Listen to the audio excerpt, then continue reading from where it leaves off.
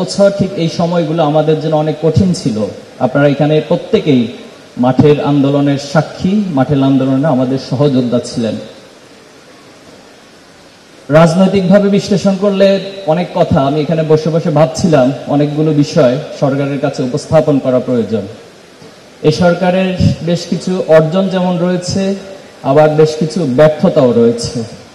এই সরকার যে গতি নিয়ে জুলাইয়ের রক্তকে, শহীদদেরকে ধারণ করে, গণ অভ্যুত্থান এবং বিপ্লবকে ধারণ করে যেভাবে রাষ্ট্রকে এগিয়ে নেওয়া দরকার ছিল, যেভাবে আরো দৃঢ়তার সাথে সিদ্ধান্তগুলো নেওয়া দরকার ছিল, সে জায়গায় আমরা কিছুটা অলসতা এবং ধীরগতি লক্ষ্য করেছি।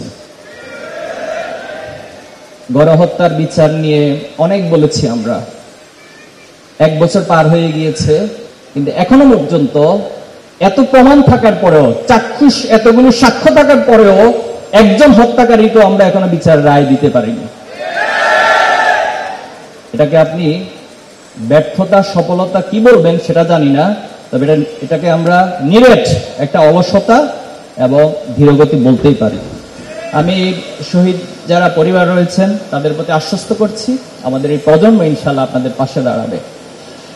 আমাদের জুলাইয়ের বিশ্লেষণ, প্রত্যাশা প্রাপ্তির অনেক কথাই বলা যাবে।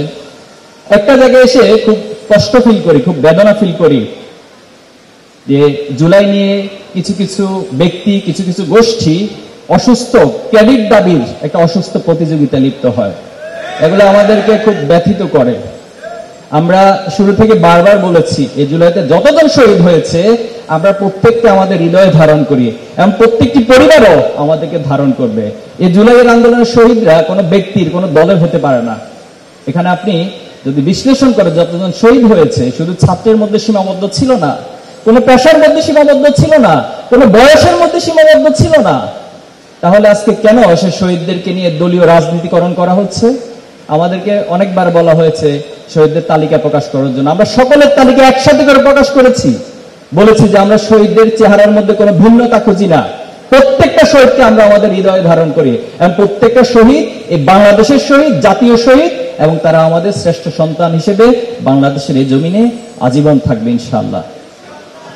আমাদের কাছে কষ্টের একটি জায়গা রয়েছে যে কে কার চেয়ে বেশি অবদান রেখেছে। এই ক্যালকুলেশনে আমাদের পরিমণ্ডল থেকে আমরা কখনো যাইনি। একটি ইমারত নির্মাণ করতে হলে অনেকগুলো স্ট্রাকচারের প্রয়োজন, অনেকগুলো পার্ট এবং পার্সেলের প্রয়োজন হয়।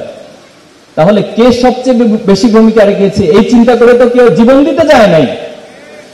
এই চিন্তা করে তো আমার রিক্সাওয়ালা, আমার কোনো শ্রমিক ভাই, কোন সাংবাদিক এত রিস্ক নিয়ে তো জীবন দিতে যায় না। সে কি চাকরি পাবে, অথবা এই বিপ্লবের পর তাকে কোন ক্রেডিট দেওয়া হবে, এই ক্রেডিটের চিন্তা করে তো তিনি যায়নি।